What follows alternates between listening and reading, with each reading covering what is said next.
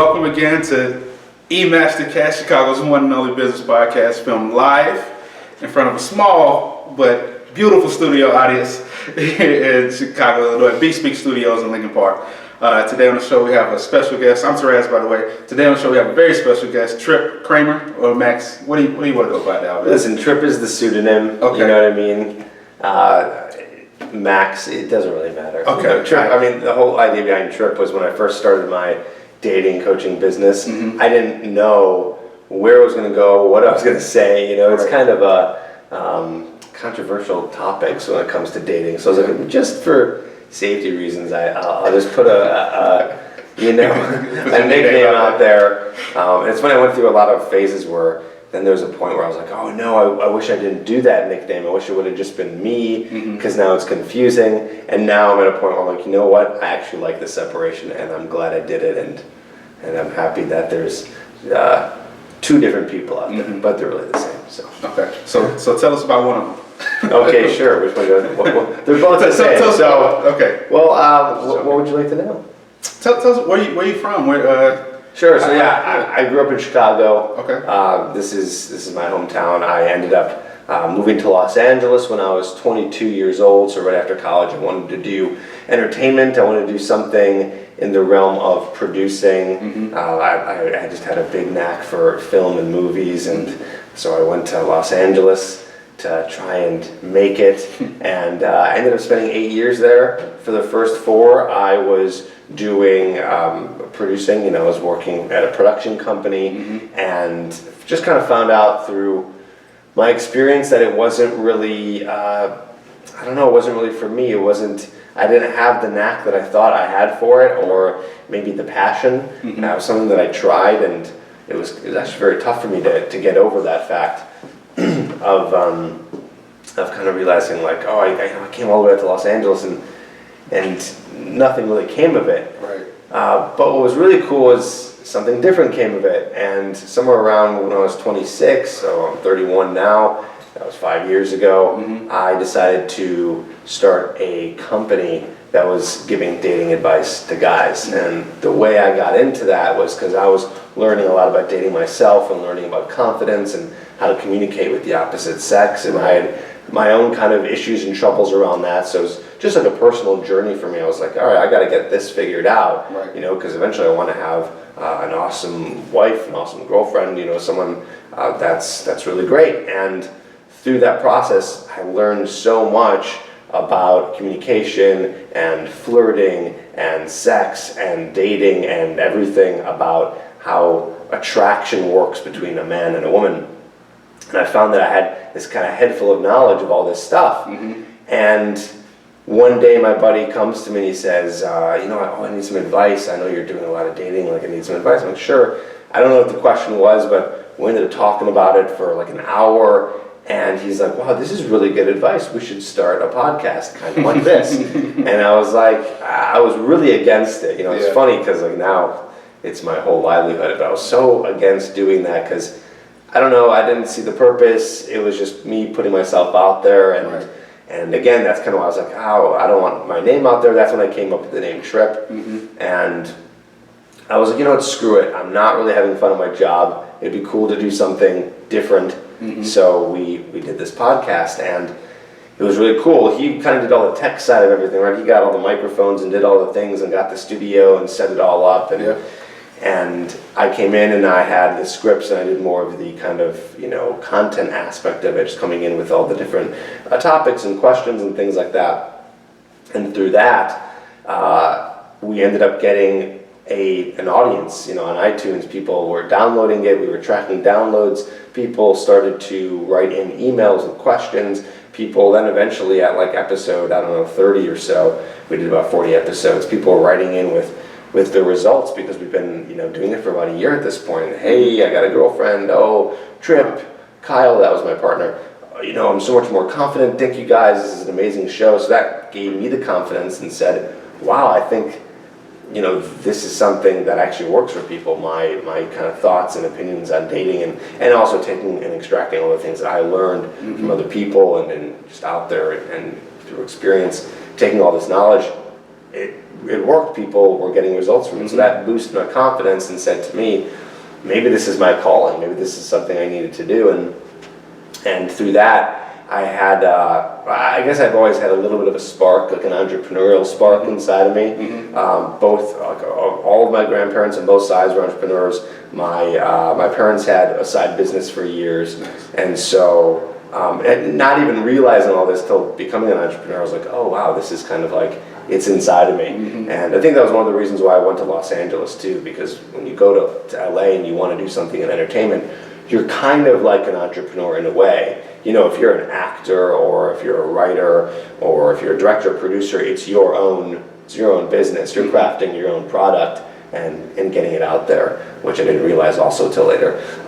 So anyways, so yeah, started that business, and I'm sure you have a lot of questions that are going to be answered and telling you about, you know, what it's been like starting this wacky business on dating advice for guys. But I guess I'll take a step back then. You so now you're the guy. You're Tripp Advice, right? You have the platform. You have hundreds of thousands of subscribers on your YouTube channel, and now you have the charisma. You're doing all this stuff. But were you that way growing up, or when you were coming up and first started dating girls, like, were you the guy? No.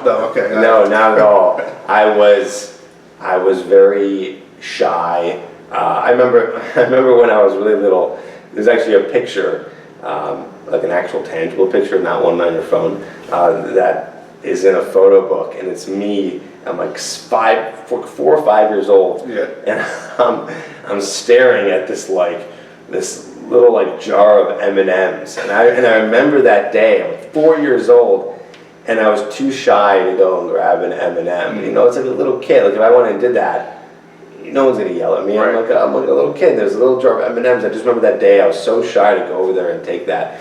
And for whatever reason, I always remembered that that day, because I just remember how shy I used to be, and I was shy with women, and I wasn't very shy in my friend group. Like I had a lot of friends, and I could speak like I'm speaking now, with friends. But when it came to girls, I was always kind of taking the back door route in terms of being their friend first, and getting in the what's called the friend zone, and then trying to get them to like me through that. And I learned later on that doesn't work.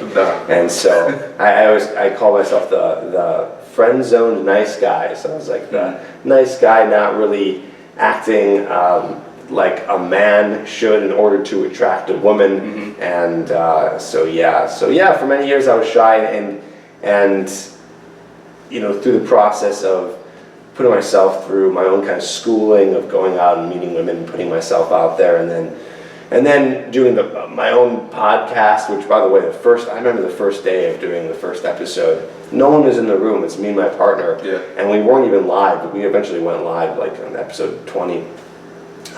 You can hear it in my voice. Like, if you listen to the first 5 minutes, I'm like freaked out, and so, I mean, probably just like anyone, I gained my confidence in multiple areas just by being active and doing it. Just by going out there and meeting women, just by doing God knows how many podcasts and speaking events and doing things like this. And so, it was not magic. I was not born, confident. I think I still have a long way to go to be even better, But yeah, kind of first lesson there is just, confidence comes from competence. Just going out there and doing something over and over and over again. That's the way you're going to get good and feel good about it. Feel comfortable doing it. Right. So speaking of doing it and taking action, like how do you approach failure in life? So tell us about your path to starting your own business, starting Tripp Advice, and how any failures you had there, how did you handle it? Yeah, well, I think Tripp Advice, my whole business it's all a constant stream of failures. You're going to fail 90% of the time, and then 10% of the time it's going to work. But what's cool is those 10% times that it does work, it starts to build the business and has a lot of great effect. So I see my business as one big experimental ground. Everything is a test. I didn't come to that mindset until maybe probably year 3 of the business. That was like 2 years ago. You know, I mean, I've only been doing it for 5 years, so I still consider myself like a baby in the business. But yeah, everything I do is a test and an experiment, and sometimes things work and sometimes things don't. So here's an example. When I first started the YouTube channel, the one that's out there now, you know, that's doing very well. There was a whole YouTube channel that I did before that was a complete failure. Wow. You know, I mean, I still love it, you know, but there's some failures. I look back and I'm like, that was dumb, I shouldn't have done that. But this one I actually liked. It was a really cool YouTube channel. It's just, it was a web series that was more entertaining, giving dating advice. And it didn't really use a lot of the marketing aspects that I learned over the years. So I created the YouTube channel to get customers, and I wasn't getting any customers, and nothing, there was no traction on it. And I did everything. I was producing, directing, I was editing hours and hours and hours, teaching myself all these skills, learning lighting, I mean, everything you could think of. And it turned out really cool, but it didn't come to the point where it was building my business. So what did I do? I started from scratch. So after this whole YouTube channel was being built, and 20 fully produced, fun, you know, high quality videos were on YouTube, I just turned it off. I was like, all right, it's not doing anything. So what's actually really funny is what I ended up doing was, instead of doing this high production type of web series, I literally turned on the camera just like we are right now and just spoke to the camera, giving direct dating advice to guys in terms of what their biggest questions were. Gotcha. And that was the thing that ended up taking off. So that was one kind of failure. It's funny because we say the word failure, but you know, we can use that because that's just what the term that people know, but I don't think anything is a failure. Like I said earlier, it's all a test, and some things work and some things don't. You know, I mean, you can think of a million companies who have, you know, are multi-million-dollar, billion-dollar companies who have put out products or done things or done tests. Every year they do new stuff, and some things work and some things don't. Right. You know, I mean, the only thing I can think of at the top of my head is like clear Coke or clear Pepsi. Okay. Like that was a notorious bomb. You know, and they were still big, but they were testing out like, what if that was huge? Right. You know, I think they ended up doing it again and called it Sprite. You know, and just did something a little bit different, but that was a massive failure. Yeah. Do people care? Do people probably even remember, or people even know what I'm talking about? Not really, because they're not looking back and thinking about that thing that didn't work. They're looking at the things that did work. So I try not to take anything too personally when I test something and put something out there, because most stuff won't work. But when it does, it's freaking awesome. Right. Yeah. I try. I do remember the Microsoft Zoom. Remember that? No, but it's like the worst. I've heard of that. Oh my God, the worst failure ever, and I'll never forget. Yeah. So Microsoft, don't do that again. Yeah. Yeah. Okay. So nice. I agree. I definitely agree. You know, it's not really a failure. It's just a learning experience. So I don't know how far this is going to go, but we're going to keep going. We're going to keep trying. We're going to give it time, and you know, whatever happens, happens. Right. You know? Yeah. It's just about doing it, you know, and throwing yourself out there. That's the hardest part, because you can't study enough. You can't listen to enough podcasts or watch enough videos or read enough books to know exactly what to do. You can get a good idea and have like a foundation or a structure, but you're never really going to know until you start doing things. So, yeah, and then taking action. Yeah, that leads to paralysis by analysis also. Yes, you know? yes, and I'm still guilty of it. I mean, it happens all the time. I gotta keep on pushing myself and being like, all right, time to take action. And I still get scared all the time to do so. I still want everything to work, you know, like I'm still attached to the effort that I'm putting in and the new projects that I'm doing. But I just try to tell myself every time, like, you can't, because you just never know. You could do your best and put in the best effort and implement the best strategies you know, and maybe it bombs, maybe it does okay, maybe you learn, okay, we should never do this again, or oh, we can do this again, we just need to do it better, you know, so it's all just a process of experimentation and improving. Is Tripp advice your passion or your life's work, or what do you think? Yeah, I mean, I'd say so. It's hard to say what I'll be doing exactly in 20 years, but I've never been more confident in my life to say that this is something that it's my child. You know, like I know that I will be building this and doing this for as long as it may go, and if it leads me into something else, that's possible, great, but I'm fully focused on Tripp Advice and building it to be as big as best as possible. And I'll say this too, this is something I can impart some wisdom on, is whenever you're doing your business, you're going to get pulled into a lot of different directions, because you're going to be coming up with so many different ideas. You're going to want to do this, and you're going to want to do this, and you want to create this. Like, so many things are going to come up, and the hardest part, I believe, is focus. And so, for example, I give dating advice for men. I could also give dating advice to women, right? That's another huge area. In fact, it's actually really interesting that there's like 3 times as much money made in the area of giving dating advice to women as there is to men. So that obviously kind of draws me in too. But the reason why I'm not doing that is because there's so much work to be done in the area of dating advice for men. Like, I have so much stuff to do. There's so many more projects. There's new products to come out with. There's new ways to get more people aware of the brand. So why would I now split my time doing this other thing, even though it's still closely related? But why split the time when I can be focusing on the area of this dating advice for men? So constantly I get pulled into different directions, but having focus on one thing and putting your all into it is going to make whatever you're doing more successful. Right. Putting your time, all your time and effort is going into that one thing. Okay, so I'm going to split this question up into 2 different things you can talk on. But so there's the Pareto's principle: 20% of the actions you take lead to 80% of the results. So as far as like branding on YouTube and also dating advice for men, because I'm just interested, and especially with your book coming out, or with the book you launched. So what's the 20% you can do for like YouTube branding and branding yourself, and the 20% you can do for like dating advice for men? Cool.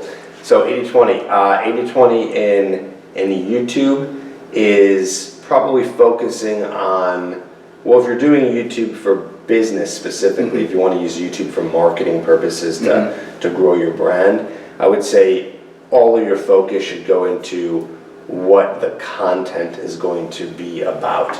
Okay, so yeah, you want to make it look pretty, and you want to have good lighting and sound and all that stuff, which is very important, but the even more important than that is going to be what the topic is that's going to get people interested in. So it's, in terms of marketing, it's giving people what they're asking for and what they want, right? So we have ideas of what we want to give them, but sometimes that doesn't align with what they want, right? So for example, in the dating advice, YouTube niche, it's a lot of it is them asking questions about, how do you talk to girls, or how do you build confidence? And so I want to make videos on that, because I know that that's their questions. Not what I think their questions are, or what I want to teach, but what their questions are, because that's going to be how people are going to find their YouTube channel. People are using YouTube as its own search engine. They're typing in their biggest questions: how to cook a steak, how to get a date, how to build a podcast, right? They're typing those things in. So you got to do your research to figure out what they're typing in and what they're looking for, and then create the videos around that. So that's like the 95-5, if I really had to give it. That's like the very single most biggest tip I could give. And that's what grew. How to Talk to Girls. Well, that's what grew that's the podcast, but that's what grew the YouTube channel. Gotcha. And by the way, the podcast I have is called How to Talk to Girls. Right. How do you think I came up with that? Because that's their biggest question. I was like, all right, that's what it's going to be called. So that's what I know guys are going to be like, more guys are going to be like, oh, I want to learn how to talk to girls, and they're going to click on that podcast and listen. So, so that's 80-20 in terms of YouTube marketing, probably marketing as a whole too. That's probably the biggest thing. And then with dating advice for guys, the biggest thing is learning how to be comfortable with yourself, and that kind of goes towards confidence. Women are mostly attracted to guys who are confident. Everything kind of falls under that umbrella. So I think in terms of a practical tip for that is to do what we were talking about before. Go out there and start talking to girls, and don't read too many books, or even hate to say this, don't even watch too many YouTube videos on it, you know what I mean? Just go out and start doing it, and you're going to see that's not as scary as you thought. And no book, podcast, YouTube video is going to be telling you that. You're going to find that out on your own because you're out there, you're in the trenches, you're talking to girls. And then you can go back to the YouTube videos and the podcasts and the books and learn how to tweak and do better. But women are really attracted to guys who are comfortable with themselves and confident. So working on that confidence and that ability is going to bring you farther with dating than anything. So. Awesome. Okay, so with that, let's transition to your book, Magnetic. I also read it. What's the subtitle? It's a long subtitle. I don't even remember. I don't remember because, again, in terms of testing it out, I rewrote that thing so many times. Yeah. It's like how to cultivate confidence. Yeah. Attract women and become rejection-proof. I think you're right. Almost there. Let's see. But yeah, okay. So tell us about the book. I also read it. Yeah. At least 75% of it. Cool. Being that I'm married, but I did go through it, and what I really liked about it is it's very well written. Honestly. Thanks. That's just not me as a friend. Thanks. The ghostwriter. I didn't write it. Yeah. Okay. I didn't write it. I mean, I got to be transparent here. You know what I mean? Like, it's my information. Of course. Yeah. I had a program that had all the stuff that you read in it, and I'm not a natural gifted writer. I can make videos, but writing is not my big talent of mine. So I hired a ghostwriter, $1,000. I'm like, listen, here's my program. Take this program and turn it into words on a page, and they did that. But I'm glad that it was written well enough for you to understand it. And I mean, well, the information was good also. Yeah. And the writing was good, so very well done. Happy to hear. Do you remember I think it's, you might not even remember this off the top of your head either. I know but it's like the 8 C's. You know what I'm talking about? Oh, yeah, of course. Yeah, I don't remember. Do I remember what they are? Let's see. Charm, confidence, class,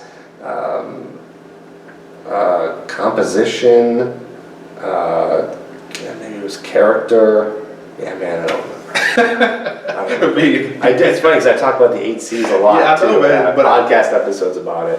Yeah, but I really liked it, and my wife, I've been able to improve my relationship with my wife just by implementing those. Yeah. So it's the 8 C's. I call it the 8 C's of attraction, and there are 8 different areas that make you. They're not equally important. They all kind of are part of let's say like a pie, and each chunk though is adding to making you as a guy more attractive. Mm-hmm. So. Kind of embarrassed I don't know them. I should probably know them, but there you go. You got it.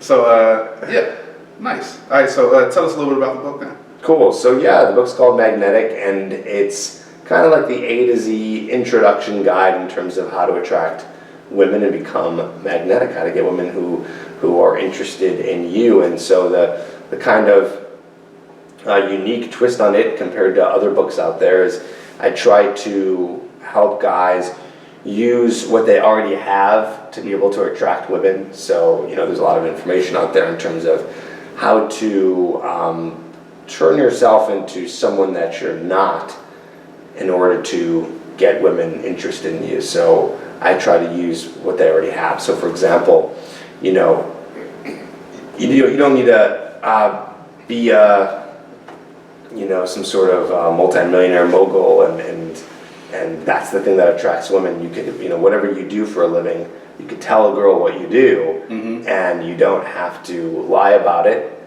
but you should use kind of a creative way of speaking in terms of explaining what you do in a more interesting way. So here we can do the exercise right now. So what do you do for a living? Just don't think about anything fancy. Just if we're networking, I'm asking, what do you do? What would you say? I host a podcast and YouTube channel for entrepreneurs. Okay, that's pretty good. We don't have to do any exercises there because you kind of nailed it. Basically, the whole idea is turning it into an interesting elevator pitch. So turning what you do into something that you can say in like 10 seconds that anyone would know. Okay. So something more difficult would be, maybe a guy who works as an engineer somewhere, and so he might not be able to describe what he does. He might say, I'm an engineer for a software company called blah, blah, blah. And what does that mean to the girl? Nothing. That's white noise. Like, She doesn't know probably what an engineer does. She doesn't know what the software company is or what it is. So I tell the guys, I teach them in this exercise, try to break it down and say it as if you're talking to a 5-year-old. And you kind of just did that. Like it's the most bottom of the barrel right there. You're just like, okay, I host, what was it? I host a podcast and YouTube channel for entrepreneurs. Right. So girls know what entrepreneurs are, and podcasts. Everyone knows what even podcasts some people don't know, but you podcast and you host a show. Yeah. So very easy. So like someone who's an engineer, they might say something like, "Oh, I'm an engineer at a company that creates solar panels for businesses that want to save money on power." Right? It's like that is. You can probably even do better than that, but it's just getting them to understand what that is. So what did we do there? We made the guy more interesting by still telling the truth and being able to communicate to the girl where she can respond to you now. Yeah. Because you're more clear and you're more specific. So that's just kind of one example of teaching guys to use what they already have to become more attractive, and then tweaking things along the way. Yeah. Because last thing that guys want is to work hard at becoming someone different, and they shouldn't, because women are more attracted to who you are and not some fake persona. Right. Yeah. I agree. I definitely agree. Have you ever you heard of Action Bronson? He's a rapper / chef. Have you ever heard of Action him? Bronson? Yeah. No, he sounds like a superhero. Yeah, I know. Yeah, he's a guy on. He has a YouTube channel through Vice, and it's entitled F-U-C-K. I don't know if I'm gonna cuss on this podcast yet or not, but I'll get there.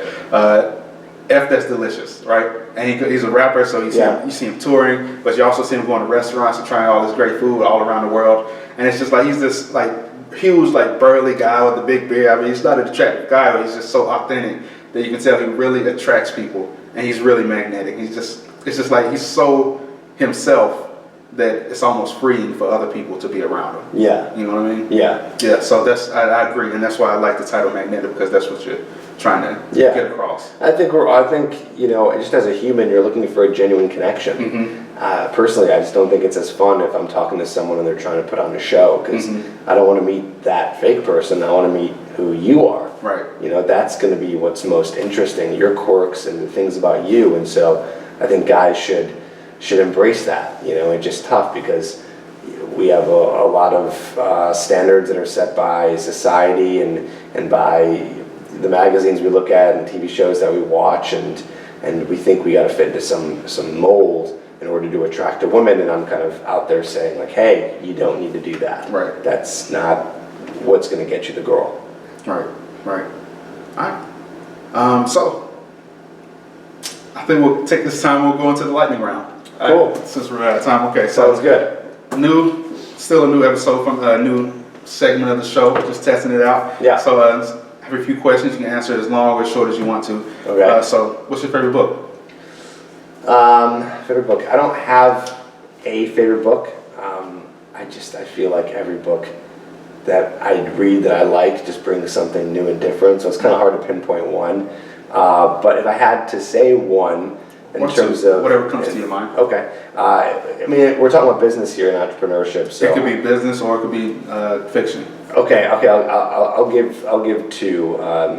So one is a book called Power of Now, which is most people have heard of it. It's like an Oprah bestseller book by Eckhart Tolle, and it's kind of my Bible. I've probably read it maybe 3 times at this point. And if you read it once, you'll be like, you're gonna get why you want to read it again, because it's a little it's not dense, but it just you're kind of like whoa after every sentence like that. Like every sentence is kind of deep. It makes you think. So you kind of read it over and over again. And just in terms of trying to be present and in the moment and appreciating the gift of what's happening right in front of you in this very second. It's kind of what the book is about. So I try to live by that as much as I can, as difficult as it is for us.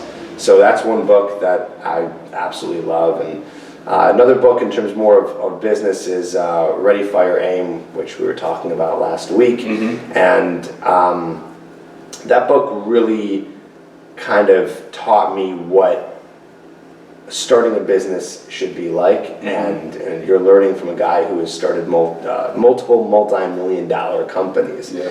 And so everything he says in there, just it really kind of hits you in terms of kind of what I was saying earlier. It's about just taking action, putting things out there. So instead of ready, aim, fire, like getting everything perfect and making sure everything is set up and then releasing, it's the opposite, right? It's ready, fire, aim. It's like putting it, whatever you're doing out there, the product, the business, the logo, etc., all the little, parts of the business, just doing it, and then afterward, the last part is aim, right? Yeah. So then it's, all right, tweak and make better and see what works and what doesn't.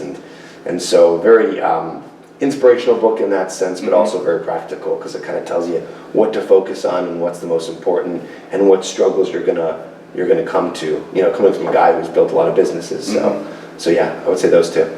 Okay. Is there a quote that has always been a mantra that you live by? Absolutely. Successful people do what unsuccessful people are unwilling to do.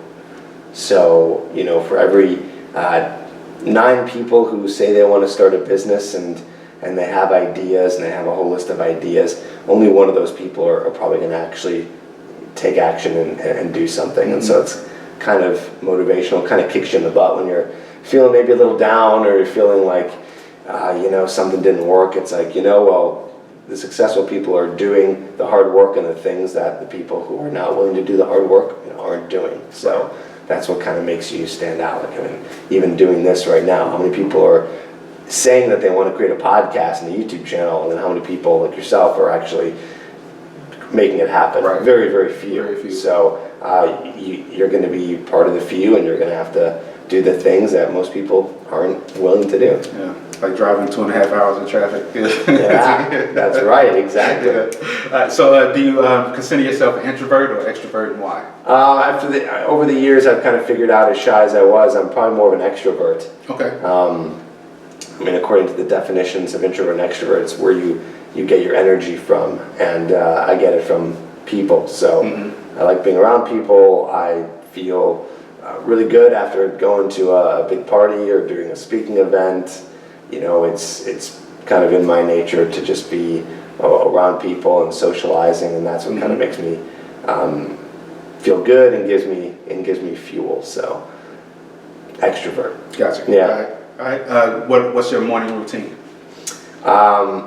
So this is, there's 2 answers to this. There's the morning routine that I actually have and the morning routine that I'm striving to have. Okay. So I'll answer both. Okay. So one morning routine that I'm trying to work on and have been half successful, so it's a work in progress, always tweaking, is waking up, not looking at emails, not doing any work, but just kind of waking up, thinking about the day, setting some intentions for what I want for the day, and then after that, moving into 10-minute yoga. So like some videos I watch on YouTube and do some 10-minute yoga just to wake up the body. Okay. And then after the 10-minute yoga, I do 10-minute meditation. Nice. And that's to kind of relax the mind. It's a little bit easier to meditate in the morning because you're not coming from a bunch of crazy stuff that's happened, so your mind's already a little bit calm. It's kind of like, it's a little bit easier. So doing the 10-minute yoga, doing the 10-minute meditation, and then moving into breakfast, still doing as best as I can not to look at my phone, check any emails, eating breakfast, being mindful of just eating and enjoying the food, and then from there moving into creative work. So anything that's me creating, that could be whatever it is. It could be podcasts, it could be social media, it could be products that I'm working on. So creation mode, and then you hit around maybe 12 o'clock, 1 o'clock, and then that is getting lunch and then checking emails. So this is something that I've learned is about acting in the morning and reacting in the afternoon. So everything after lunch could be reacting to the things that are coming at you, which is the emails. And I always like to try to set my calls and my events as best as possible in the late afternoon, after I've eaten lunch, after I've checked my email. Okay, so that's what I am trying to do, and I've done a few times successfully.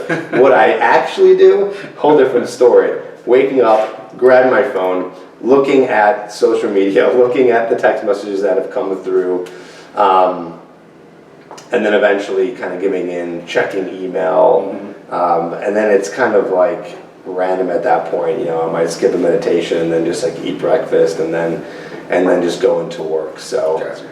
so yeah, it's a work in progress. If you could live anywhere in the world, where would you live? Well, I'm lucky enough to say that I can live anywhere in the world if I wanted to, because my business is mobile. You know, it's all online. So my answer today is Chicago. Okay. Because this is where I want to be right now. Nice.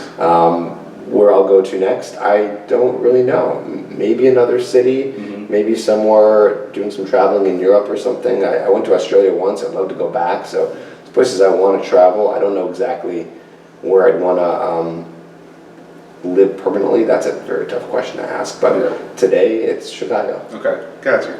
Fair enough. Yeah. Chicago's a good city. Yeah. Definitely a good city. Fantastic, especially when it gets warm. Yeah. Last couple, as a kid, what did you want to do when you grew up?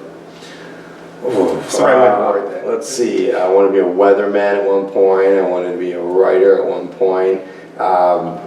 Then I wanted to be a director of movies. Then when I got into college, I wanted to be a doctor, and I wanted to be a lawyer, and I wanted to be a lot of things. Yeah. And I just, as the years went on, I found out that none of that stuff was what I really wanted to do. Although I'll say this, what's really interesting is ever since I was a kid, I was always making little videos and movies. So in a way, kind of doing the same thing now. You know, there's that saying out there that says, you know, what you're really passionate about is what you either wanted to be as a kid or what you actually did as a kid. I forgot which one it is. Okay. And so I just found that really interesting. Like, oh, I was you know, screwing around with the video camera with my buddies, just making little videos and stuff. And so that's what I'm doing now. So maybe it's not the same type of videos, because before it was just nonsense, and now it's like dating advice, which is probably nonsense too. But yeah. Awesome. Yeah. Okay. All right. Last one. If you had a superpower or X-Men ability or whatever, what would you choose? I'm going to steal one that I heard once. I forgot who it was. Maybe Bill Gates said it. I don't remember. Again, something. It's a bad memory. I don't remember the 8 C's. I don't remember anything. But the superpower that I heard, I was like, that's the one. It was being able to like touch a book and instantly absorb everything and all the contents. You know, there's the obvious ones like, oh, like you can be invisible and you can fly. And I don't know. I think a lot of that stuff can get old, but being able to absorb knowledge that fast, I think that you can become super powerful with having all that knowledge in your head. So whether that's able to speed read as fast as you know, whoever, or just being able to magically touch a book and have it all be in your head, I think that would be pretty awesome. I think so too. Yeah. That's a good one. I never heard that before. Yeah. All right. Thanks again, Tripp, for coming on. Cool. Last thing I want to ask you, like, how can people get in touch with you? And being that this is a mastermind, we want to help everybody. So how can people help you, the listeners and viewers? Sure. I mean, you know, I'd say go to my YouTube channel. There's a lot of cool stuff there. You know, you can help me by commenting, subscribing, watching the videos, and hopefully in turn that helps you, so you can either get dating advice if you need it, or just kind of see what I'm doing on YouTube and copy it. You know, just take the structure of what I'm doing, see what I'm doing, and implement that on your own and try to figure out why it's working. So yeah, go to youtube.com/trippadvice. Trip is with 2 P's, and check it out. All right, Tripp, thanks for coming on. Cool, thanks for having me. Yeah, no problem.